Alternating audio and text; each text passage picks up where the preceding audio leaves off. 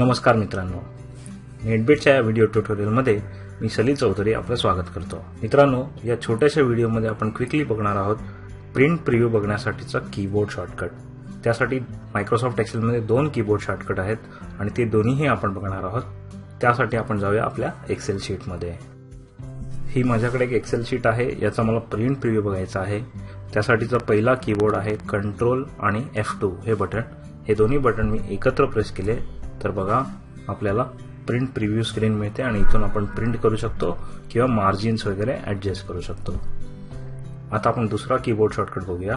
दुसरा keyboard shortcut आहे Alt+F+T। आपण तो वापरून बघूया। पहिल्यांदा Alt+F प्रेस करतो आणि त्यानंतर P प्रेस करतो तर बघा आता हा पुन्हा आपल्याला प्रिंट प्रिव्ह्यू मोड मध्ये आलेला आहे।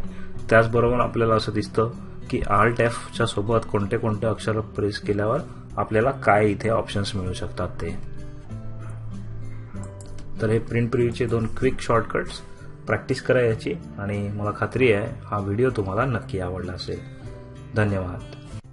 मित्रांनो, नेटबीटच्या माध्यमातून विविध प्रकारची उपयोगी माहिती, जास्तीत जास्त माहिती मराठीत आणण्याचा आमचा नेहमीच प्रयत्न असतो आणि त्यासाठी आम्ही व्हिडिओज बनवत असतो, लेख लिहित असतो आणि इतर ट्युटोरियल्स देखील बनवत असतो।